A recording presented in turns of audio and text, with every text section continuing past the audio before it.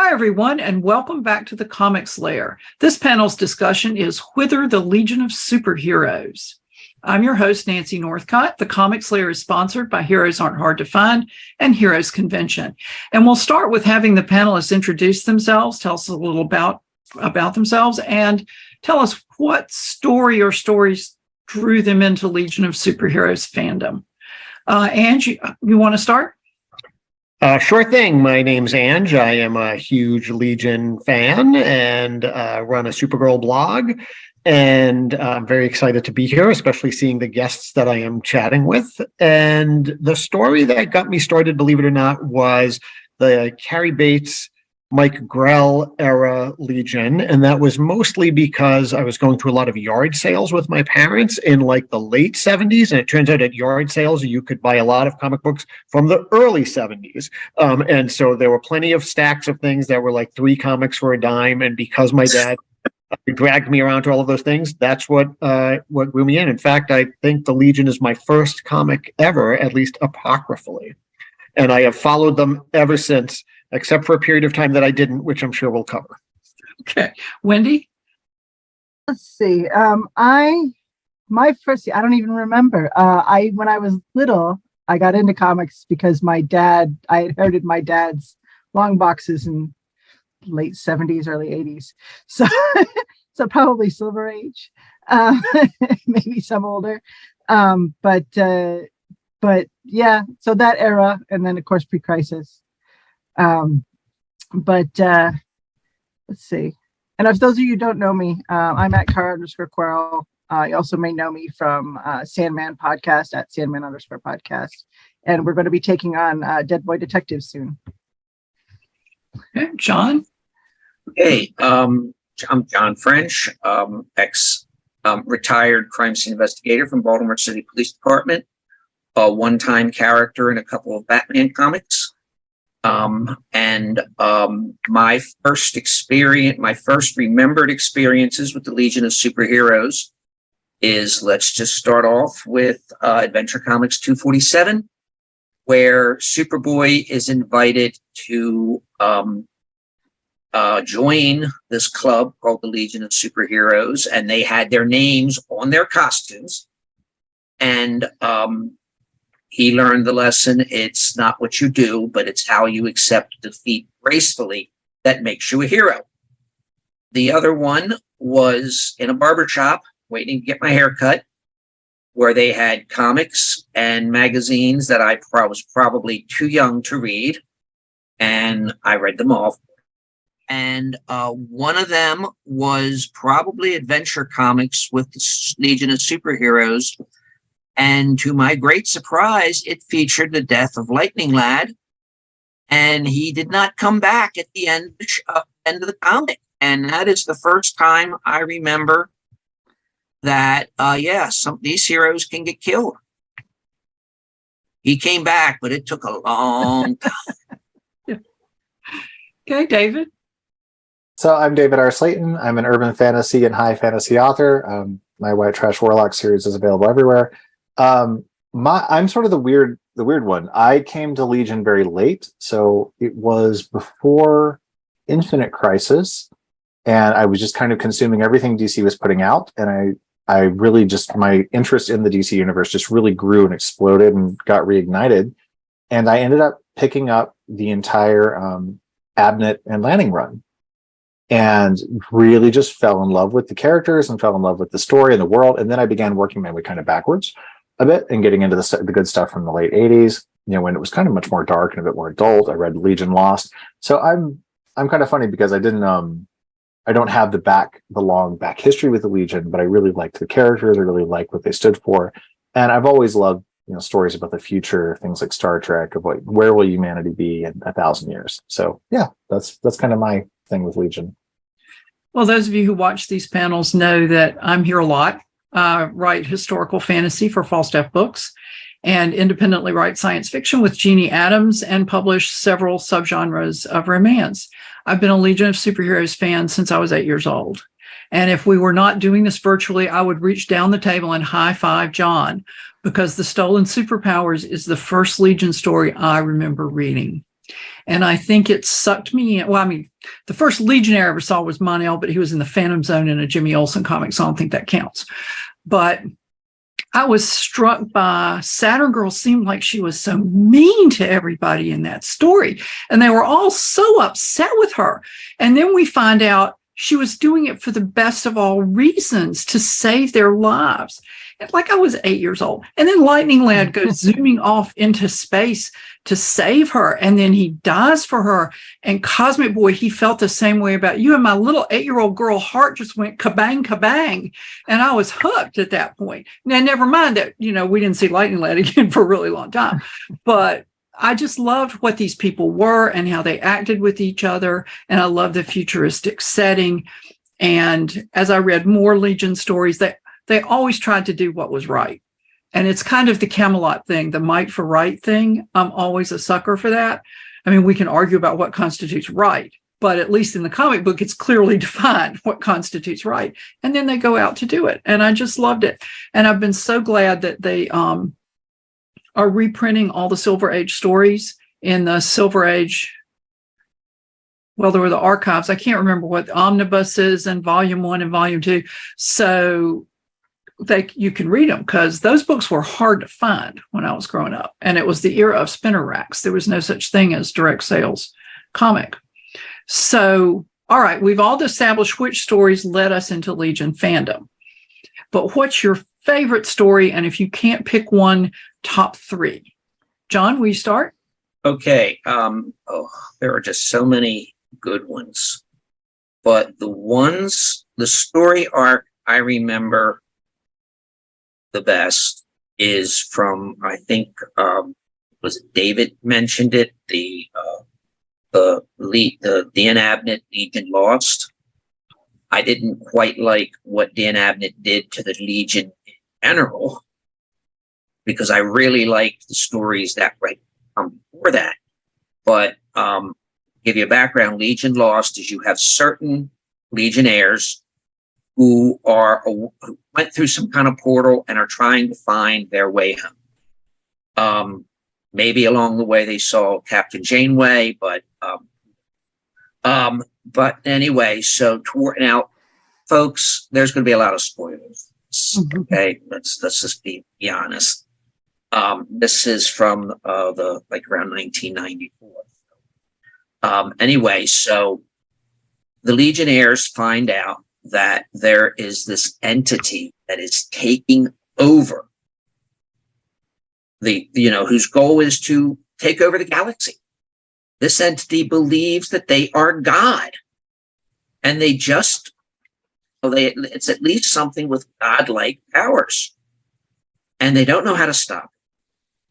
And it turns out to be let me hear. It turns out to be one of the Legionnaires who had gotten Element Lad, I think, who had gotten separated from them, went all the way back to the beginning of time, and has lived every second, of however long the universe exists. He's quite crazy. He believes he's God. And Lightning, again, it's poor Lightning. He realizes what he has to do. But to do it, he's got to resign from the Legion of Superheroes, because Legionnaires do not kill. So he takes off his ring, he resigns, then he goes out and somehow destroys Element Lad. So, my whole Legionnaire experience is Lightning Lad. But it was such that issue in which he sacrifices himself to save the universe is one of the few comics I finished and then right away read it again. So that would be my top one, or my top story. You're going to use that for your top 3? No, yeah, call it the top 3, because that's that whole story arc of discovering who this godlike tyrant is, and figuring out how to stop him, and Lightning Lad sacrificing himself. Yeah, it doesn't get any better. The Legion of Superheroes doesn't get any better than that. Okay. Wendy? I will say I do have a custom bind of Legion Lost. It is one of my favorites, one of the ones I recommend to get people into it all the time. I feel unfair going second because I'm probably not the only one who's going to pick this one, but I think the fight against the Time Trapper, Legion of Superheroes number 50, The Conspiracy, is one of my favorites because at the same time, it works on like 5 different levels. You have cosmic entities of time fighting each other with big concepts. You have betrayal, you have secrets, you have conspiracies, you have the Legion turning on the Legion, you have big moral debates going on. But really, it's about the audience dealing with a cathartic solution, conclusion to everything that was lost in Crisis on Infinite Earths and all of that had come before. And it's like, we're going to get revenge and then we're all going to move on. And it was never quite the same after that, but that I think was the big pinnacle end point of that whole era. Okay, David? Well, it's funny because I have to kind of piggyback off of John. So since it was the first one that I found and the one that I loved, it was the Abnett and Lanning run after Legion Lost where they're rebuilding. And I've always been a sucker for stories where civilization has to come back. So, they've lost the ability to travel faster than the speed of light, right? Like distance is covered. Very much like Star Trek Discovery Season 3, where they're 1,000 years ahead of everyone and have to put the Federation back together. I just loved watching the Legion rebuild. I watched, and dealing with the fallout of the sacrifices of the people they lost and how they're, reassembling the Legion. And I love the contrast of what John's saying, the sacrifice. In order to save this, I have to kill, which means I can no longer be in this club. I can no longer hold up to that level of heroism that you admire so much, Nancy. And I liked that, and I really just love the reconstruction, putting Legion back together again and putting civilization back together again and figuring out how we travel between the stars again. Okay, Ange? I can't believe I'm number 4 and nobody has mentioned Great Darkness Saga yet. It's mind-blowing, and the crazy thing about it is that it's not mine either, right? Which is just bananas. But Great Darkness Saga is probably my number 2 favorite.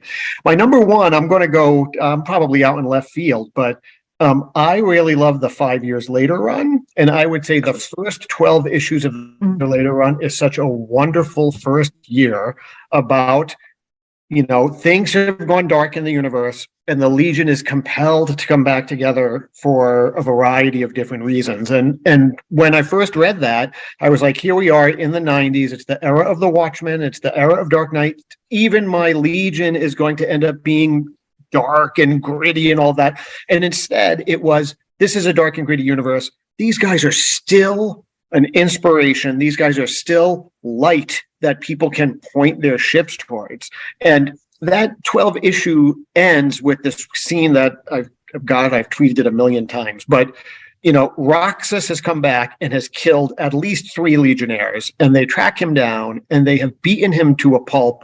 Ultra Boy has beaten him to a pulp. And Shrinking Violet and Ayla are like, we should just let him die. He's killed a bunch of us. We should just, he's going to die. And Element Lad, of all people, remember Roxas killed his planet, says, we can't. If we let him die, it's not about him dying. It's about what's inside of us that dies. So we have to save him because we're the Legion. And the end of that book, there's just a page that just says the Legion of Superheroes. And I swear I'm getting goosebumps right now. So I would say, as crazy as it sounds, the first year of the 5 Year Later run is my favorite Legion story. That was a good series. Well, in the shameless plug department, the very first episode of the Comics Lair was an interview with Mary and Tom Bierbaum when the 5 Years Later omnibus was issued.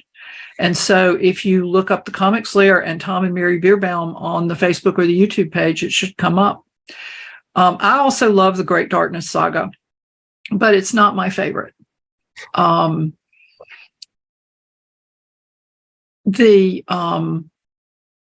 I tend to like what I read first. It's like my Star Trek will always be the original series. if you've been on a panel with me, you've heard me say this so many times that you can probably recite it. But like my Stargate will always be SG-1. My Star Wars will always be what's now Episode 4, but is really the only Star Wars, and so forth. And so I tend to gravitate toward the stories I read early on. And so my absolute favorite story of those early ones is the Fatal Five Sun Eater, two-parter written by Jim Shooter and drawn by Kurt Swan, and I think inked by George Klein, because the Legion goes to make peace with the worst criminals in the world because they need more firepower so the Sun Eater won't literally destroy everything. And then at the very end, somebody has to take a bomb into the Sun Eater. And by the way, John gave you a spoiler warning. These books are more than 30 years old. You don't get to complain about spoilers if you haven't read them at this point. And Superboy's like, well, I have the best chance to survive, so I'll go. But he's weak from red sun radiation because the Sun Eater eats red sun too. And Ferolad, I've never been sure how you pronounce that, slugs him and knocks him down and takes the bomb and flies into the Sun Eater and sacrifices himself for the universe. And I love that story the first time I read it. I hate, loathe, and despise all of the Fatal Five and always will. But I just love that story. It's the story that I can't kind of seem to walk away from. Do you all want to talk any more about stories, or should we move on? I'll just say that Fatal Five was my number 3, which I didn't mention. And again, one of the things that we've already heard is that these folks can die and stay dead, right? Ferolad basically stayed dead. So and Conspiracy is such a deep cut. I feel like I have to pull it out of my long boxes right now and reread it. It's been so long. So super impressive. Yeah. Which one of you said 5 years later? Okay. Yeah. I had been away from the Legion for a long time. And this was presented as a jumping on point, new number 1. And I said, well, let me try it. 5 years later. Okay, who the hell are these people? Because they were using civilian names and not, and I like the fact that it's been a while that they introduced somebody who could have been sort of a Superman, and they introduced somebody who could have been sort of Power Girl. Yeah, Laurel Gant came in as the Supergirl, and Kent Shakespeare came in as like the Clark Kent. So yeah. And for some reason, everybody hated Green Lanterns. Anybody else want to add anything before we move on? Okay. Speaking of substitutes for Power Girl or Supergirl and Superboy, do you think Superboy and Supergirl should have been just flat out members of the Legion of Superheroes? Let's see. I can't remember who I started with. I think I'm up to David. I think it's David's turn to start. I don't know. So again, I came at it at a point where they were not members. There was a whole dark energy storyline in the DNA run that I love so much, where Superboy was actually revealed to have been a villain, co-opted and brought forward. So I know this is very controversial because I have good friends who've been reading Legion for so long, and the whole Supergirl Brainiac relationship is like just their favorite ship ever. I kind of like my Legion without it. Like, I didn't like the direct ties to the past, so I wouldn't have minded if they hadn't been there. And I know, don't worry, I know I'm in the minority here. But if you were going to bring him in, then yeah, bring him in. You go, get in or get out. That's kind of the way I feel about it. Okay, John. Okay. Like I said, during my first exposure to Legion of Superheroes, Superboy was always at least an associate member. I mean, given that he did not live in the 30th century, it was kind of hard to attend all the meetings, but he showed up enough to keep his hand in. And Supergirl was also, an associate member. I guess they kind of, somehow they worked it out that those two were never together at the same time. And likewise, I never remember seeing Superman in any of the Legion stories, even though he could have been there easily. My impression of it was that he usually was at least associated with it because of the founding, the reason the Legion of Superheroes came together, because they were inspired by Superboy. Now, after the Crisis on Infinite Earths, when there was no, and the reboot by John Byrne, there was no Superboy, so they had to come up with another reason. But the last Legion of Superheroes series, which was 12 issues and way too short, focused a lot on Superboy, who was about to become Superman. That's John. So to me, Superboy at least is a integral, if only occasional part of the Legion of Superheroes. Ange? I think if you talk to most Legion fans, probably of our ilk, we're continuity nerds, that we are all about history and knowledge, right? We know planets and moons and gods and all that stuff for this vast team.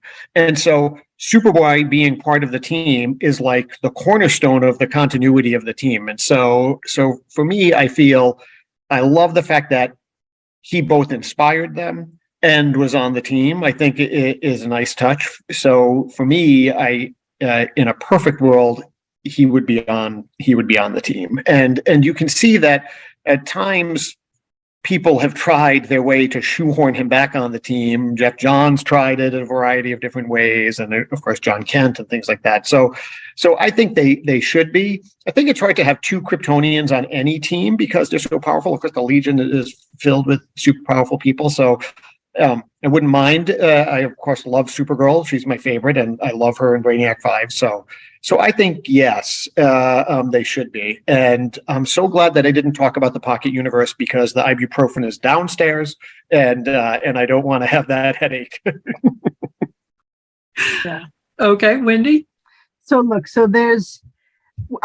we've read Legion, not just the Legion books have been completely different from each other and different iterations, but there are other writers writing what is the Legion in their own worlds because they weren't able to get, like, if you Abnett and Lanning's Hypernaturals, right? Or Quantum Age in the who's the writers? Jeff Lemire? Yeah.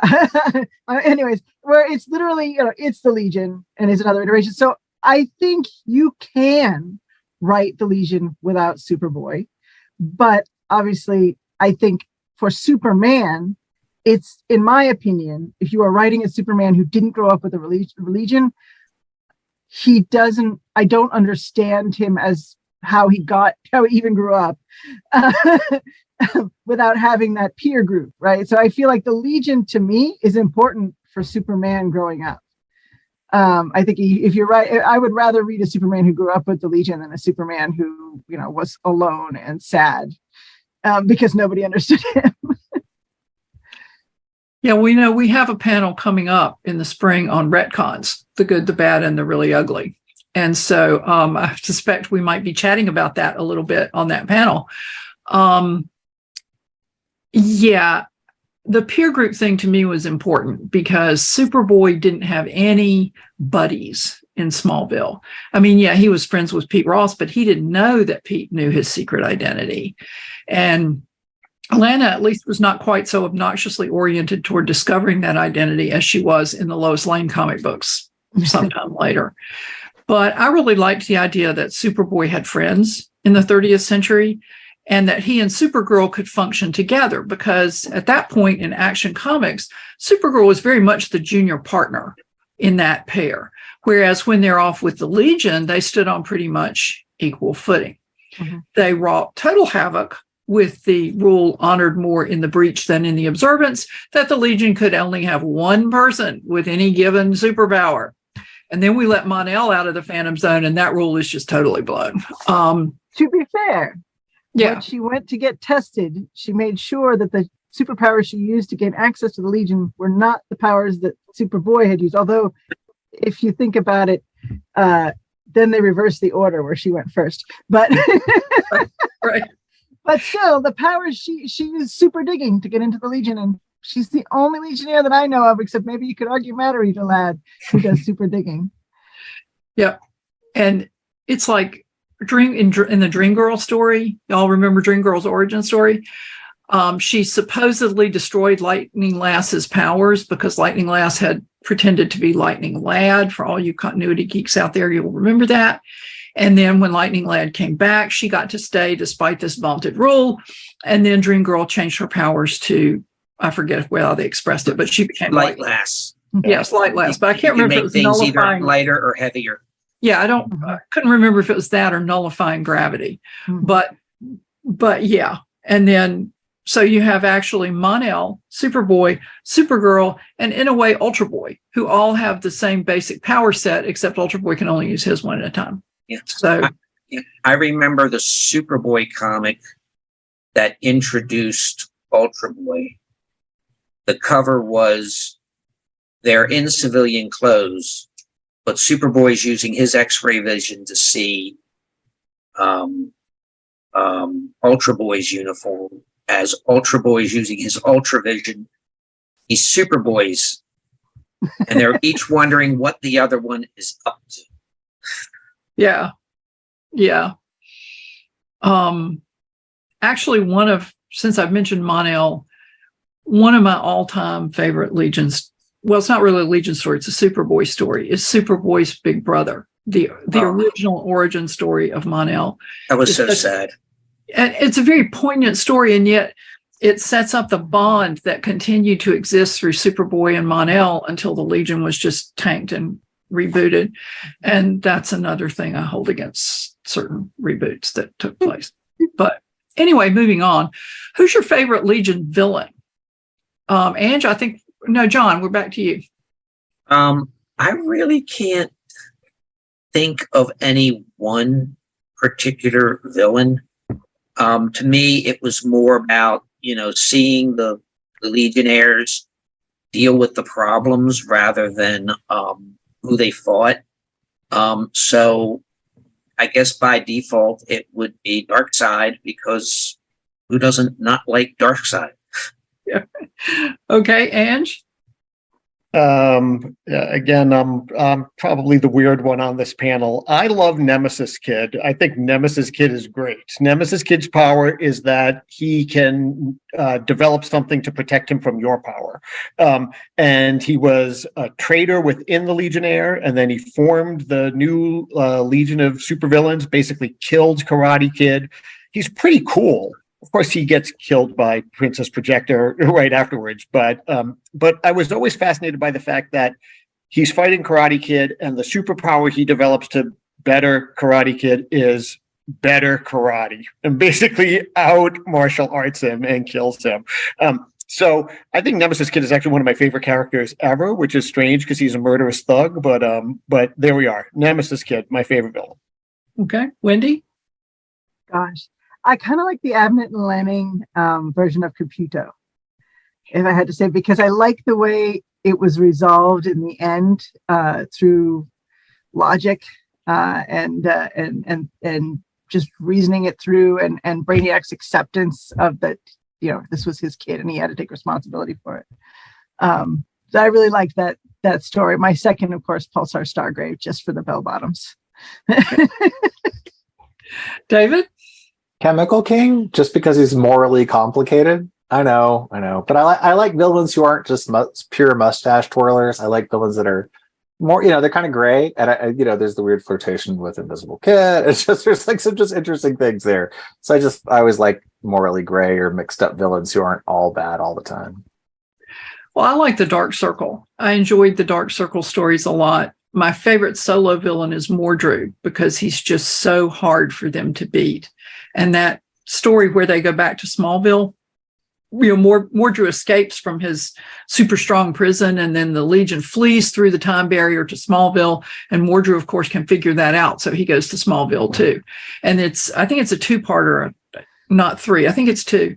And so it's kind of like them in Smallville hiding from Mordru and trying to figure out how to take Mordru down and duo damsel's crush on Superboy comes into play at the end, and then Monel does something really nice for Pete Ross, which I'll be kind to not spoil in this instance, although really it's long enough ago you should have read it. And but he's not really just doing it nice to be nice to Pete. He's doing it because it's important to Superboy down the road. So I guess I would pick Mordru. I didn't love the latest iteration of Mordru, kind of magician as gangster in the Bendis Legion, but I think Mordru has a lot of potential as a villain. Anybody want to add anything to that before we move on? No. Okay. Who's your favorite member of the Legion of Substitute Heroes? And is that member the one that you would admit if you could admit one to the Legion, or would you pick someone who's not your favorite? Ange? Night Girl is probably my favorite. I love that she has the romance with Cosmic Boy. She's got that great bouffant for some period of time. She's wearing almost nothing during the Mike Grell era, which is a little bit fascinating. But I always thought that she and Shadowlass should just be like together all of the time. We are away on missions together. We're just going to destroy everybody. I think it's still a limitation that she only has powers in the dark, so probably Polar Boy is the choice to get admitted and was admitted, as boring as that sounds. But favorite far and away is Night Girl. Okay. Wendy? Color Kid, because I've recently reread the issue where Supergirl and Superboy can't come to the present because there's a green cloud of kryptonite hanging over, and his power, for once, is incredibly useful. Because he can change the color of the kryptonite. But yeah, again, I mean, unless it's a kryptonite problem, it's probably not going to be too useful. Yeah, that's Element Lad failed at that. You remember, because he was trying to change the composition of the cloud and it started sparking. And so he brings a little of it back and Brainiac 5 goes, oh, good thing you stopped. You were about to trigger a chain reaction that would destroy the planet. So thank goodness for Color Kid. David, what about you? Well, you might catch a theme, so I'm with Night Girl too, and Shadowlass. I'm completely with Ange on that. I really want, give me the dark ones. So, okay, John. I'm going to have to pass because although I knew of the existence of the Legion of Substitute Heroes, I never really read too many of them. Well, actually, I would also go with Night Girl. And I don't know if you all remember that at some point there was a story, a backup story, where it was Girls' Night Out, and it was Shadowlass and Night Girl go out and, in the way of Legionnaires idly strolling along, stumble into trouble, and handled it together.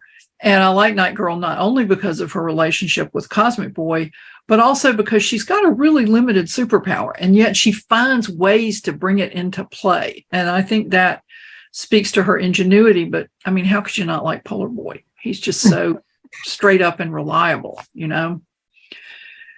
So, do you remember Mystery Lad? Talk about spoilers. I know. Mystery Lad. Spoilers. Very, very old spoiler. If you're watching, if you don't know who that is, go find the story. Wendy, what did you think when you read Mystery Lad's story for the first time? Well, I mean, obviously, I knew, you could tell if you really after that point, you knew what was going on. But I thought it was cute. You know, it's always cute to go back and read everybody's first origin story. But yeah, and I will say that he has one of the saddest origin stories of any of the Legion. Yeah. David? I do not know this one. I'm sorry. Well, you need to go find it. Trust me, the list that I've been writing during this is getting longer and longer. Okay, John? I might be with David, but does Mystery Boy have anything to do with Legionnaire Lemon? No, that's another similar situation. Yeah. All right. Then I'm with David. I'm going to have to look it up. Okay. Ange? I like Surprise, which is yet another and Mysterious. Mysterious.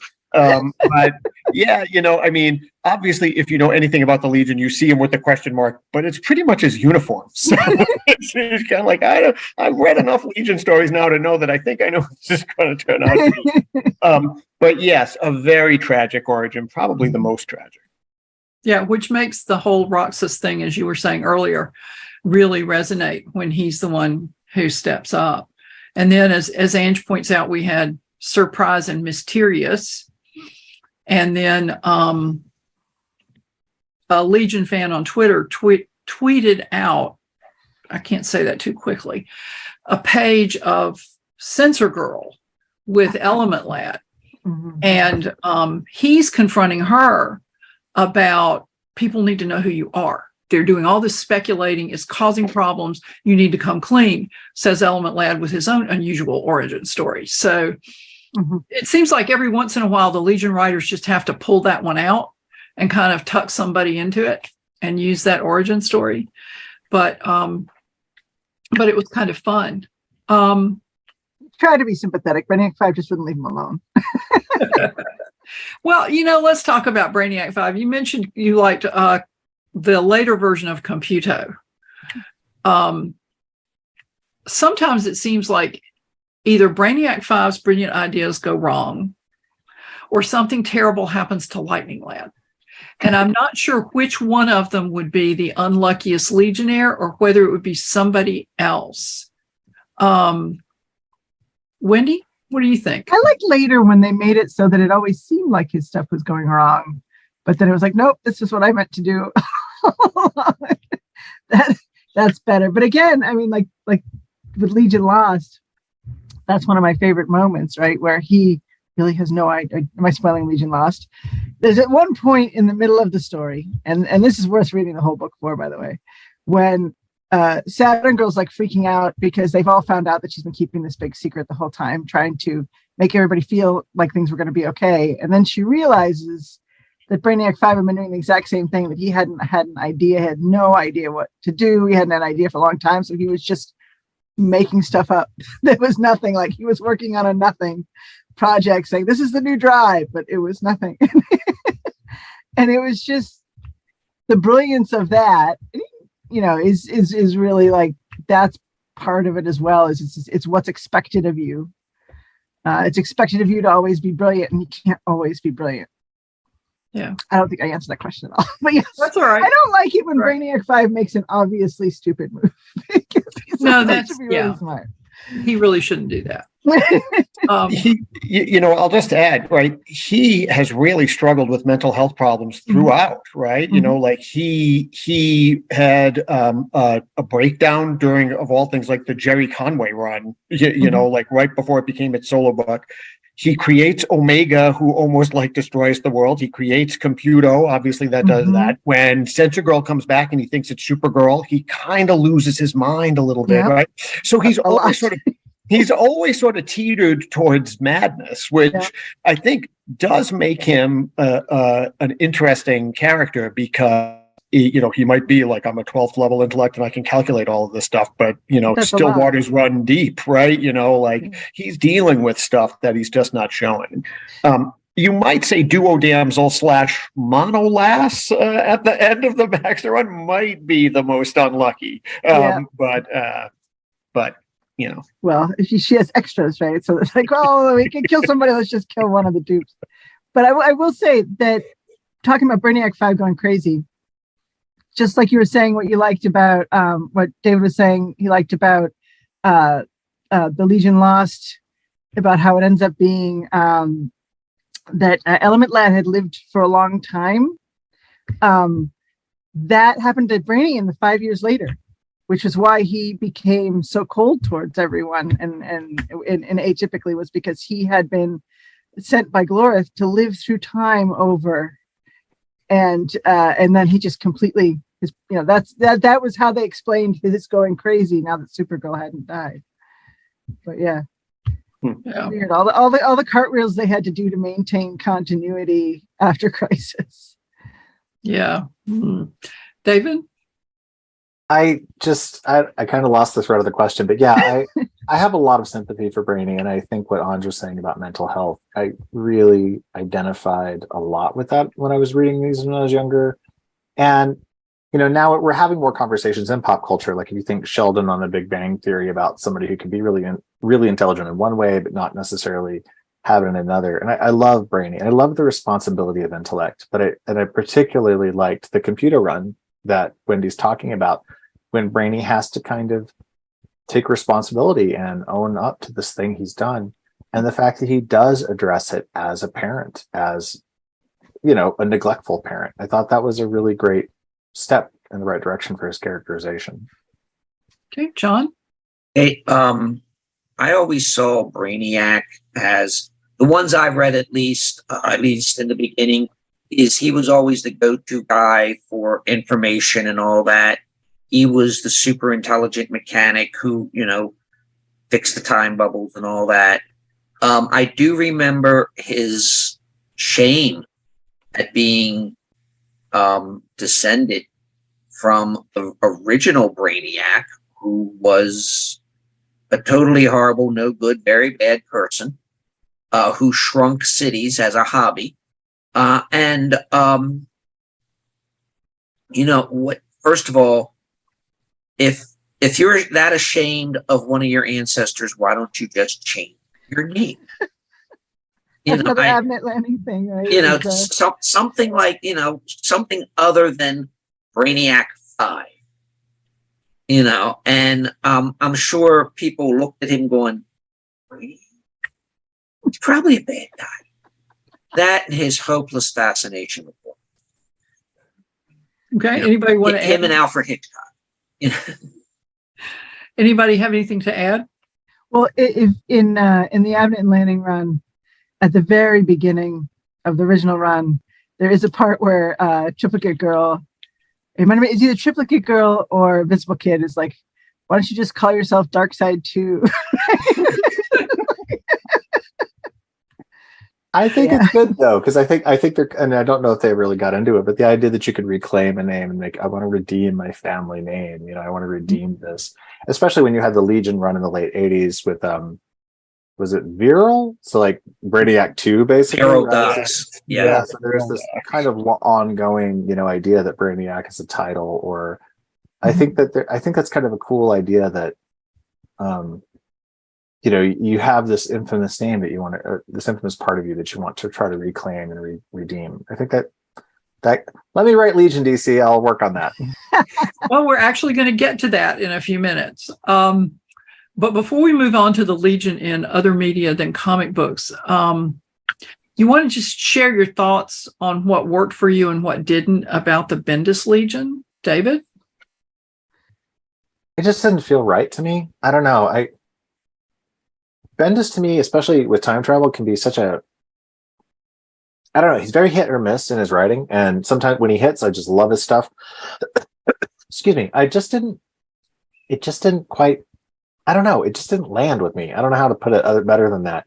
I was excited for it. I was really, oh my gosh, Legion, and then a new take by a creator I love sometimes, and I didn't connect with that one. Okay, John. Okay, I didn't take to it at first. It seemed like a lot of Bendis stuff kind of disjointed, but having read enough Bendis, I knew that sooner or later everything would come together. And for me, it did. I liked the fact that everybody wasn't one big happy family, that parts of it reminded me of episode 1 of Star Wars, where you had all these different planet representatives getting together and arguing the way a real government would work. I overall, I liked it, and I was kind of sad when I was told that, they've changed. I thought it was going to be an ongoing series, and then I said no. And then my comic book guy said no, they're ending it at 12. Because I wanted to see what, he had just gotten everything together, and I wanted to see where he was going to take it from there. My favorite part of the Bendis series is when John Kent decided to do his friend a favor, and he brought Damian Wayne to the 31st century, and everybody went, "Oh my God, it's him! Get him out of here!" And Damien's, "What I do? It's not what you did. It's what you're gonna do. Get out of here." Ange? I think Bendis is kind of hit or miss with me as well. He obviously likes witty banter and a lot of talking. And I think like the first several issues of that felt like a pastiche of different eras of the Legion, right? The Earth at that point was like cities connected by metal, almost like the blown up Earth in 5 years later. And he's bringing Superboy back, and it's the whole team. And then I think he just got very talky for like the last 6 issues. It just didn't really seem to be gaining any momentum. And I kind of was like, what am I reading here? Like, I know these characters, but I don't feel like there's a lot of story progression happening. And you've got a whole universe that you can explore. And you're just kind of like having people sit around a little bit. So I think the art worked incredibly well. I mean, Ryan Sook is tremendous. I thought that having an opening page that was like a recap page, but it was, "Hi, I'm Dawnstar and I'm from Starhaven and my powers are this," as a way to like introduce people who are new to the book to the characters, I think worked very well. But it kind of petered out, and I feel like it was in an era where everything that Bendis was doing in DC kind of petered out a little bit, which I think is a shame, because now we're back in limbo and who the heck knows where we're going to get the next Legion. Right. Wendy? So I don't remember whether, I was trying to look it up, but I don't remember whether it was action or adventure, but Bendis did give me this really great arc where Brainiac 5 and John Kent takes Brainiac 5 back to his era, and he gets to fanboy out with everybody. And I loved that arc a ton. That was worth it for me. I think as far as the book itself, although it had there were some individual pieces I could pick out and say, this was great. There was very little emotional hook. I didn't really care. And you can't bring you can't bring what you thought about the characters, because most of that was thrown out and these were new people. But yet we didn't have that emotional lead, and which is why I probably said this before on another thing, but I feel like when you're introducing the Legion, you have to focus on a small group or one at a time in order to get everybody introduced. I think when you throw in 50 people and you're only ever going to introduce 2 or 3 of them, and maybe one of them has an emotional hook, it's hard. So either you have to bring in these people, we're not going to tell you because you know who they are. Or if you're going to make them a whole new, then we had to have like a story with each of them or some, and they did try to do that. Like they had one where they had like a page, each one had their own page, but it was interesting. It was enough to be like a teaser, but not enough to like really get you wanting to read more. So there was a lot of potential. And again, like even I would like to even have a really horrible Legion that I hate for more than 12 issues than to keep having these books cut off before they really take off. One thing I did like, the thing I liked the most about it wasn't so much the Legion of Superheroes, but the 2-issue Millennium lead-in that took Rose Forest, aka Thorn, or the Thorn, through the whole projected future history of the DC universe. Mm-hmm. Nancy, are you going to mention? All right. First of all, let me mention the follow-up Legion story. Justice League of America versus Legion of Superheroes. I haven't read it. Do you want to? Okay, first of all, worst title in the world, because they actually didn't fight each other. The mini series. It's like I just went. It's a mini series. And I have it. I haven't read it. They didn't fight each other. So if you're expecting to see Mon-El and Superman go at it, don't, because they don't fight. They get along great. Oh. But it's one problem that they have to solve in 2 different time periods: our present and the 31st century. It's very I liked it. It's very good. But also, let me bring this up before I forget. When what was it? Legends of Tomorrow premiered on the CW. DC put out an anthology comic called Legends of Tomorrow, which had absolutely nothing to do with the CW series. One of these was Sugar and Spike as adults, and they were private eyes who helped superheroes who had problems they couldn't solve. Mhm. And I think it was the last issue where they're in a warehouse, and there's something there that's important to the Legion of Superheroes.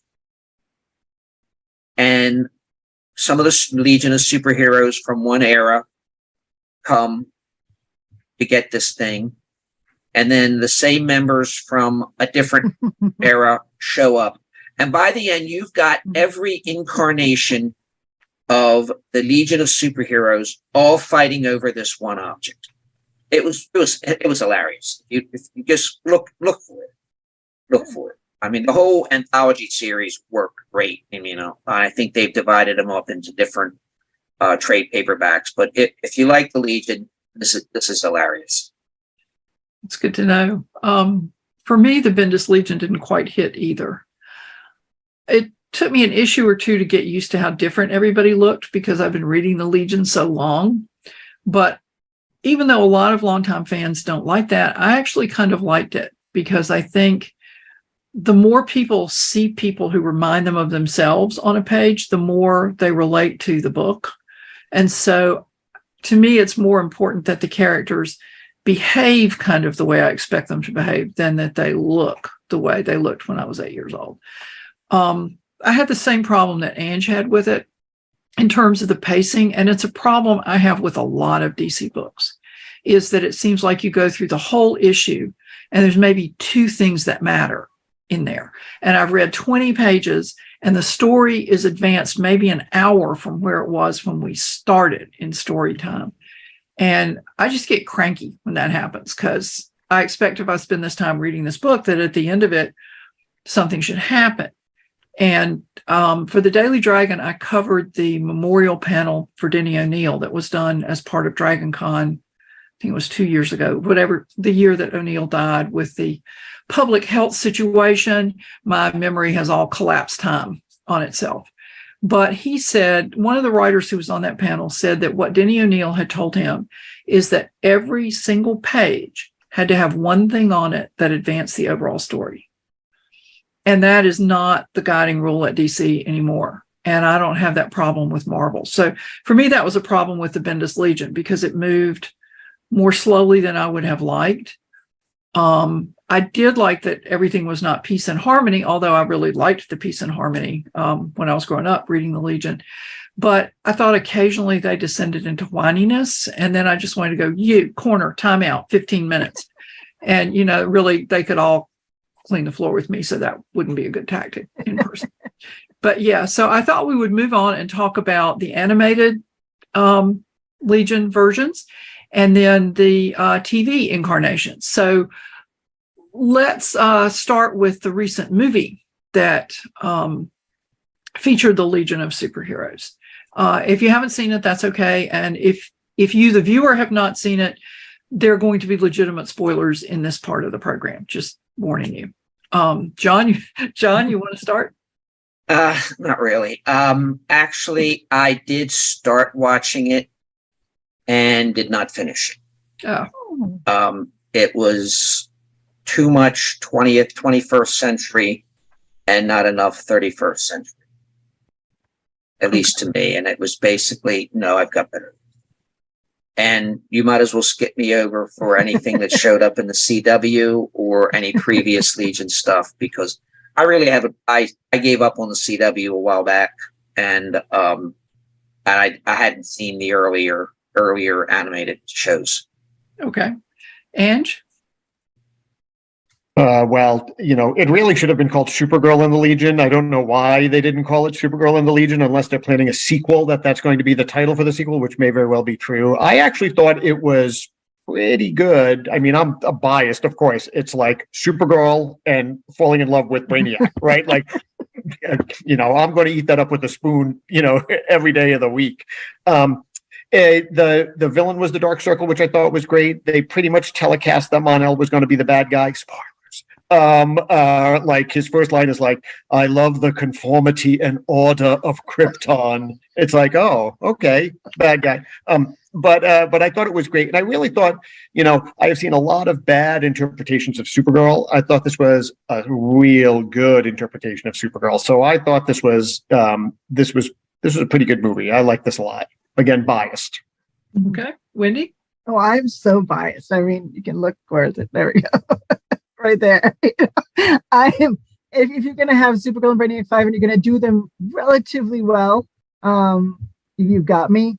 Obviously, the other things I liked about this was that these people have long boxes full of Legion comics from throughout the era, because Catspaw's in it. Catspaw, who was a member who joined the SW6 Legion, who was not part of the SW6 Legion, and was written out of continuity in 0 Hour. So she was in like 12 maybe issues. Appears in it. I mean, just the deep cut. Monstress. Are you ever going to see Monstress in another thing again? I mean, I hope so, but it's unlikely. I mean, the deep cuts in it were huge. The fact that they chose the Dark Circle, the fact that they chose the Miracle Machine. I mean, I knew immediately when they started reading that this is going to be the Miracle Machine, and she's going to have to choose whether or not she's going to save Krypton. Like, I knew the plot like the second they started dropping leaks. But it was, I mean, Brainiac 5, in the very first appearance of the Dark Circle, that's how Brainiac 5 defeats the Dark Circle with the Miracle Machine. So it was a good deep cut. It was a good deep cut for them. If you're starting from, we want this to be a Supergirl in the Legion movie, well, you have to have Brainiac 5. And well, what are they normally associated with? Well, their big, one of their best arcs is fighting the Dark Circle over 2 separate stories. So, they were pulling from, obviously the first drafts were real hardcore, and then you can tell that they wanted to do this, they wanted to do that. So we changed here a little bit there. And then, I think with Mon-El, that's not Mon-El. And I think, we have to think that's not our Mon-El. But it is the third version of Laurel Gand, who you can't have it be Laurel Gand, although she's in it as Andromeda. If you go to the beginning, you're like, what? They're the same person. But so when Supergirl died, they brought in Laurel Gand, and the first version was literally just a Daxamite who was basically Supergirl. The second version was a clone of that Daxamite who was basically Supergirl, and the third version was a Nazi. So that, I think, was the character they were evoking. Obviously, was the Nazi Daxamite. And I'm like, well, we can't use Laurel, so what's the other Daxamite everybody knows? And then I think moving through that, you also had, Brainiac and the Dark Circle, OG Brainiac. Brainiac 4, of course, was the head of the Dark Circle in the Abnett Lanning run, which also had to do with that version of Laurel Gand and Andromeda, who is also kind of the Supergirl allegory in that story. So that gets all confused. But if you're taking all of those stories together, and you're someone who's a hardcore Brainiac 5 Supergirl fan, which then also leads you to be a hardcore Brainiac 5 Laurel Gand fan, all these stories get mushed together. They're all kind of put in a blender. There are things that didn't, like when you take all your favorite things and you put them in a blender, there are things that don't necessarily come out tasting great. But it is, you could tell all the ingredients were true, and they came from a true place of knowing the Legion. It doesn't necessarily mean that once you've smushed them all together, it's something that is going to resonate with everybody. I definitely don't know if this is your introduction to the Legion, that you're getting a great introduction to something that necessarily has legs. But for me, it was a great present. I felt like they wrote it just for me and Ange. They're like, everybody else, whatever. Wendy and Ange. I liked it more than I didn't like it. I thought the beginning was slow. Once she left Krypton and got to Earth, it seemed to me to drag a little bit.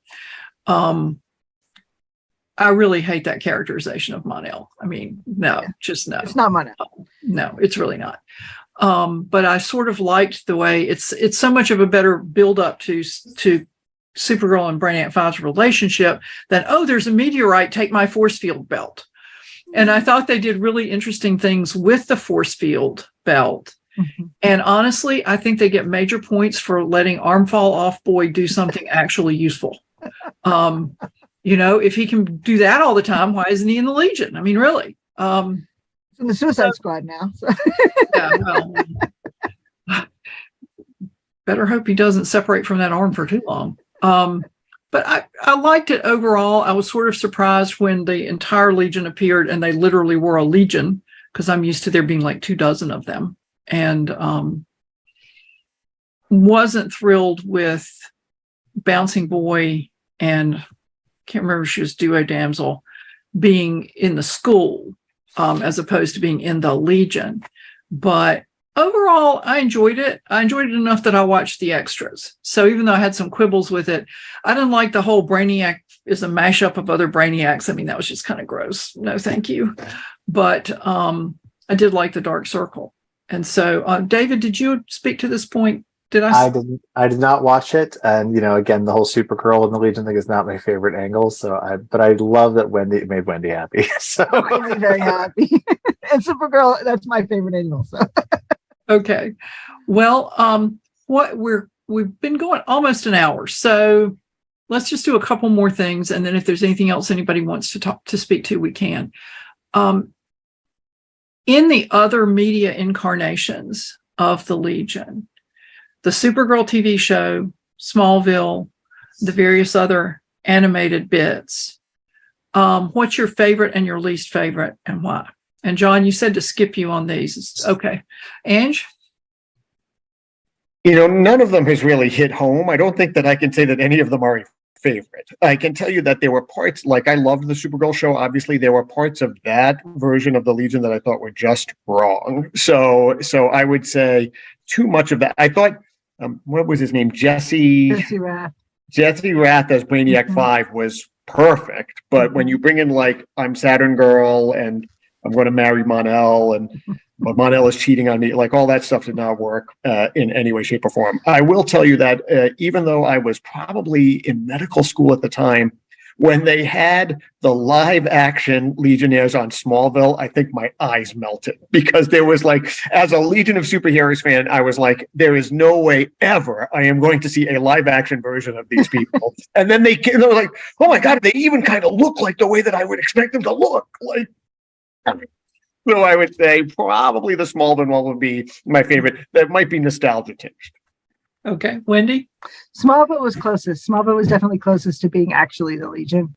But Jesse Rath again was amazing, and he tried his best, and he would bring little bits of the comics in. So you have to give him all the credit in the world.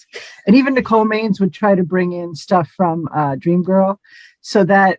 I think they tried really hard, but they were it just wasn't right. They didn't even try to be close to what they should actually be. And Bendis was so much was so much better than that. It's like there wasn't a lot. It was just so far off. All of CW was so far off. It was like they didn't even smell like the Legion. But I think obviously I like this movie. I like the movie that we just had, and that is of course an homage to the JLU episode. It is very much like they said, well, we're kind of homaging the JLU over here in a lot of ways. The big episode for Legion and the JLU was Supergirl joining the Legion and going to live in the future with Planet 5, of course. Yeah. David? Everything about Jesse Rath, I agree completely. It does make me think about, for again, the retcon panel. And of course, my cat decides this exact moment to be hungry.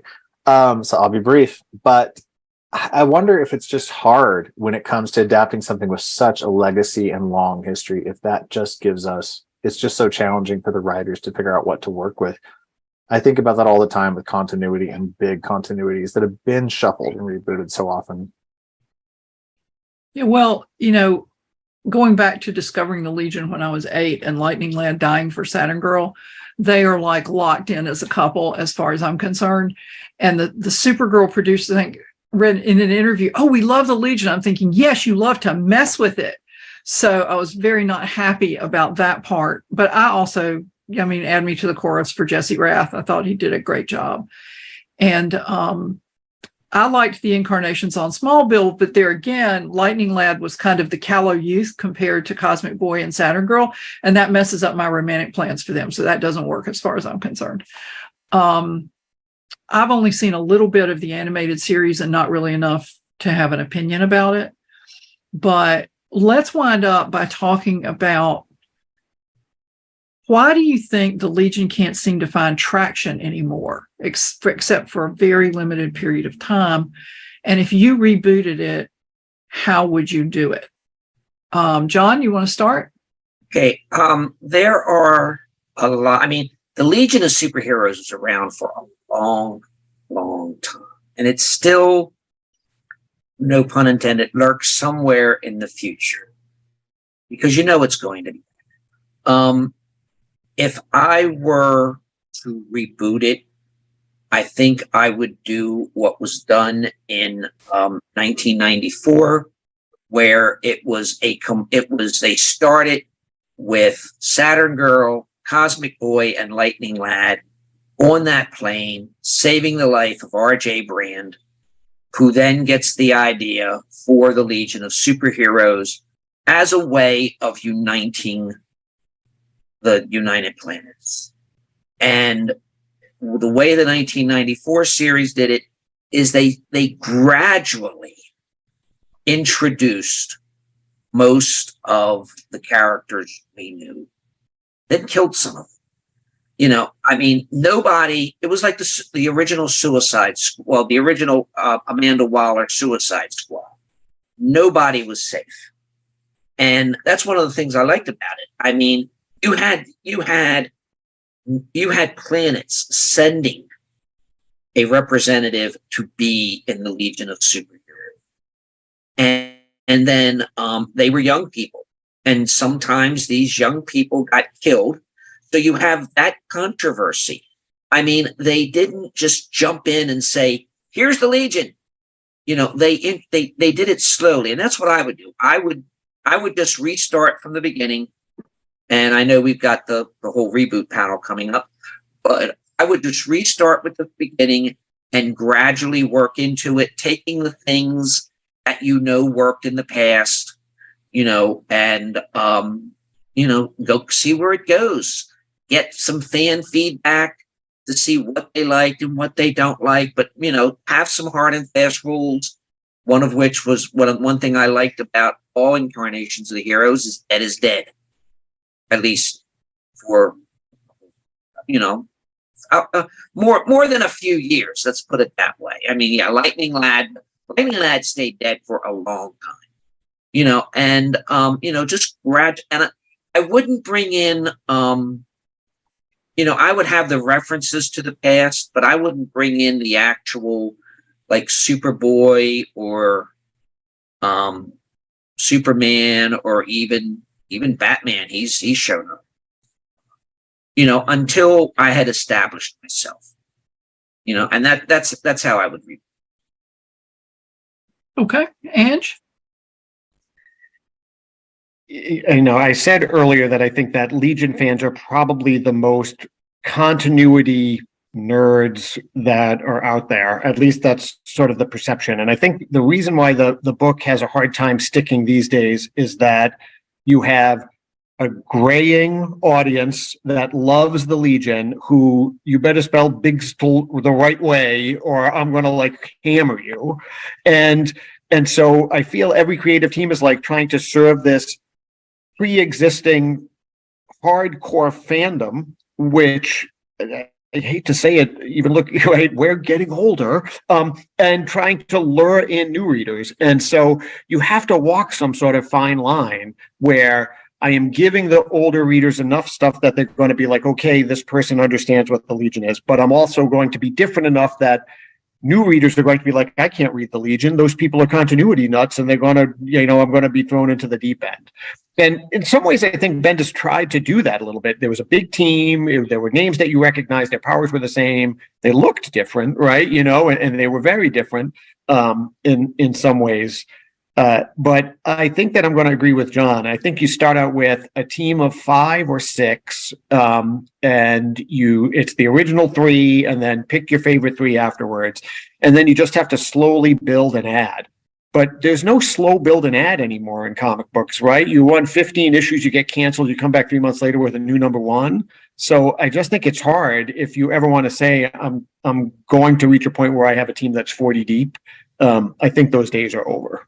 And then somebody's going to be like, how come you didn't include Wildfire? Wildfire is my favorite Legionnaire, right? So I think it's just tough. And it's a shame because, everybody picked a different era of great stories, and I want to reread all of those eras because they're all great. So it's don't mess with success and just do great stories. Wendy? Yeah, so I'm going to be a little bit different in what I think. So I think we've seen a few things in the last few years where we've seen like these Walmart anthologies where they'll stick in a story from a different era, and it could be any era, and the writer gets to do whatever they want. And they're great stories. And this is what you're talking about with DC, where you can read a whole comic book and nothing happens. But in these like 8-page stories, you're getting a whole complete end-to-end arc. I think you do not, one of the things with the Legion is there is not a shortage of really, really top-notch writers who are just chomping at the bit to write the Legion. I think you just have an anthology book and you pick the best writers and you say, write whatever era you want. You want to make up your own, do that. Write me a story. The theme is Legion.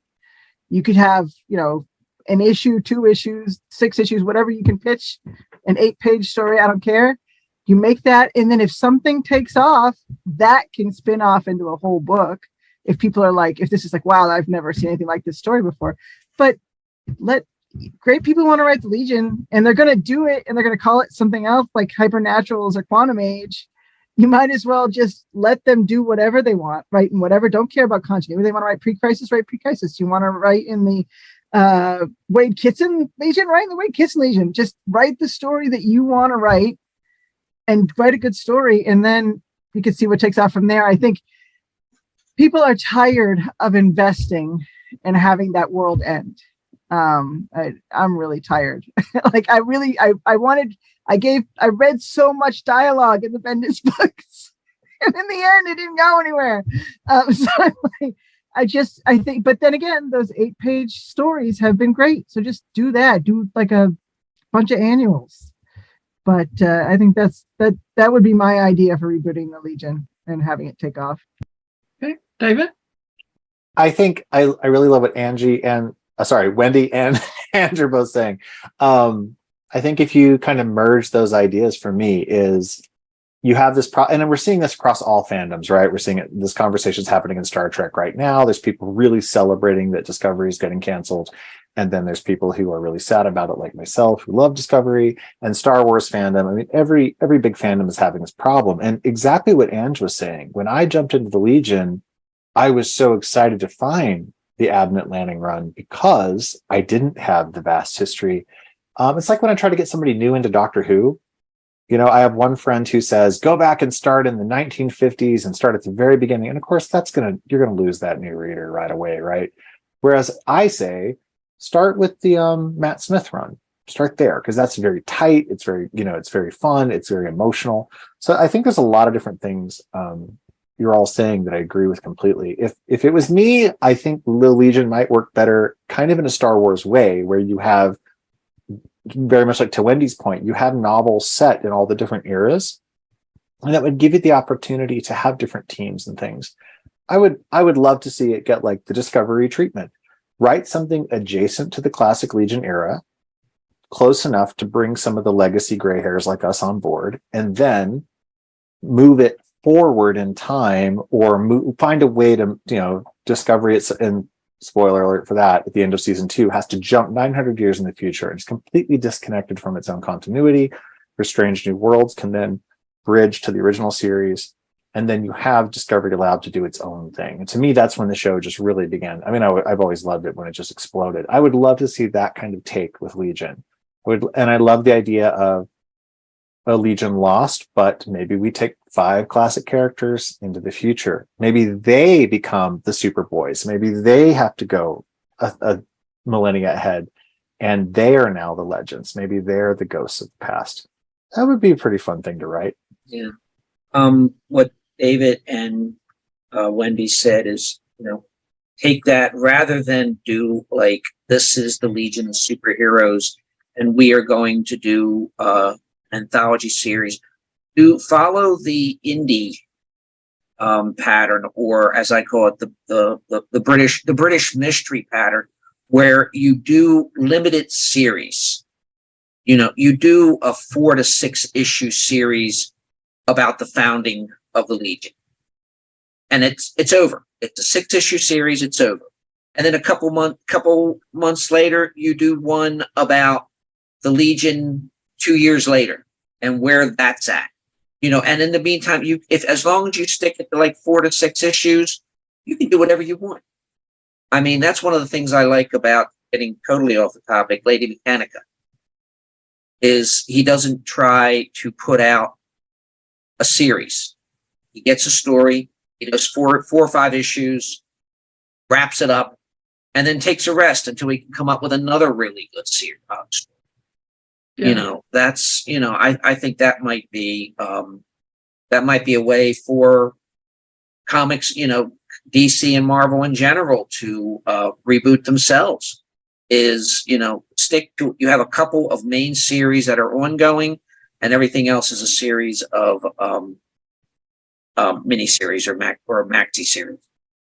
Yeah. Well, I agree with you and Ange that I'd like to see a Legion origin story in a reboot, and a small group and people coming in one at a time. Maybe they get caught up in one of the Legion's adventures and, hey, these people have superpowers and, hey, they'd be good. And why don't we ask them to join us? There was a DC holiday and special a couple of years ago that had a Legion story in it. And it was, judging by the they were wearing the Cockrum era costumes. And it was about the Star of Bethlehem. And they end up solving this problem for these people who live on planets around this star. And it was, at that time, there was not a regular Legion book running. And so it was kind of like, I think they just let the writer pick an era and they said, okay, you can do that, because there are so many great eras. And I remember I was only reading Doomsday Clock because Saturn Girl was in it. And I thought her presence was a promise that my Legion was coming back.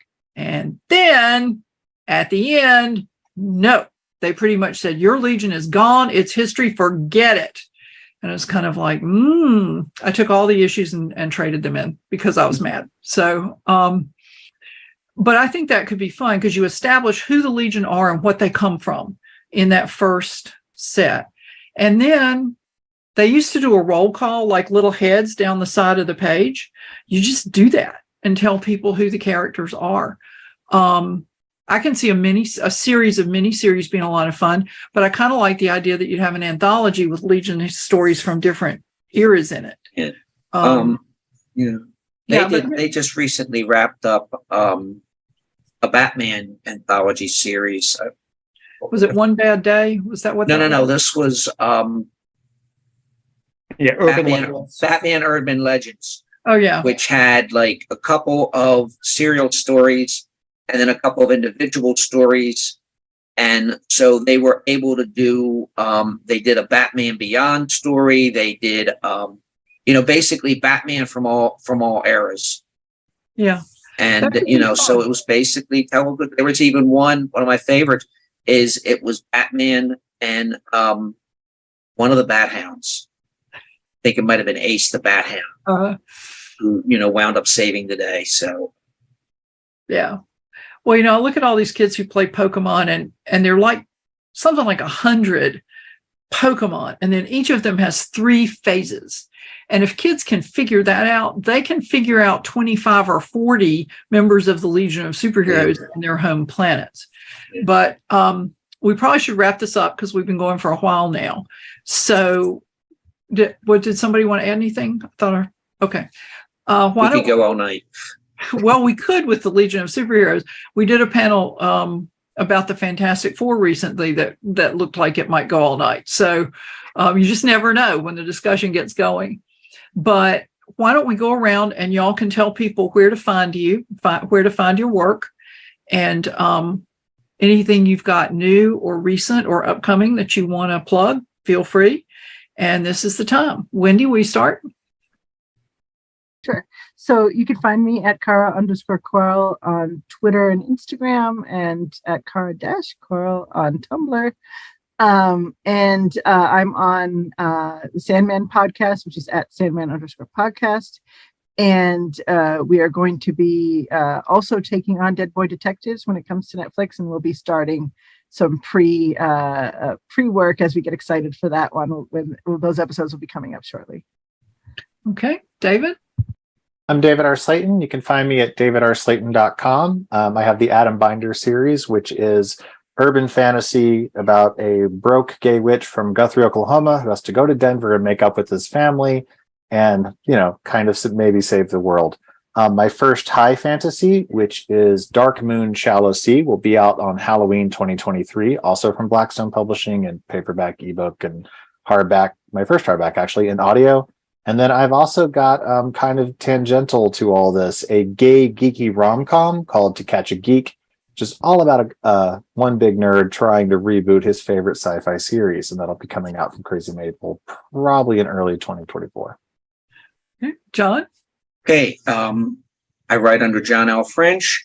I write in a variety of genres. My most current books are the end of the Bianca Jones series, The Last Monster. I have Private Eye who turned CSI who turned Private Eye, who turned forensic investigator for the state's attorney's office. Those books are Past Sins and Mortal Sins. I have a retelling of Frankenstein called Frankenstein Monsters of the Abyss. The next book out is Grease Monkeys, a diesel punk anthology. I edited with Danielle Ackley McPhail. It is due out sometime in April. It is my first two attempts at writing diesel punk stories. One is incredibly dark, and the other one is basically a superhero's origin. You can find most all my books on Amazon, and you can find me on Facebook. Okay. Ange? I'm at Dr. Ange70 on Twitter and on Instagram, and I run a Supergirl fan site called Comic Box Commentary, which I've been running for 15 years now. It's hard to believe, during which I have covered lots and lots of Legion stuff because they're my second favorite IP.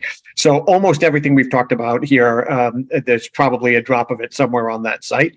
I was for a brief period of time on the Legion of Super Bloggers, and during that time I covered the first 50 issues of the 5-year later run and the entire 3-boot. So if you want to read any of those reviews there. And I'm just thankful that you asked me on. Well, thank you. It's you can find me here at ConTinual, the convention that never sleeps. You can also find information about me and about my books at nancynorthcott.com. On Twitter, I'm at Nancy Northcott. I probably spend more time there than is strictly speaking good for me, but that's where I spend the most time on social media. And my most recent release was Warrior Mage, which is the 5th book in my Light Mage Wars Paranormal Romances. At the end of March, I'll have a novella out in that series, which is not a reissue, as the books that have come out thus far have been. It's new material. Really excited about that. And then at the beginning of May, end of April, the 3rd volume of my Boar King's Honor trilogy from Falstaff Books will be released. It's a World War II story set during the Battle of Britain, one of my favorite periods. And it has a romantic subplot in it, but it is not a romance. It's fantasy historical adventure. So I'd like to thank everybody on the panel for joining this discussion. It's been great. Thank you for inviting us. Thank you. And thank you to everybody who is watching. And thank you to our sponsors. Heroes Aren't Hard to Find and Heroes Convention. For more information, visit heroesonline.com.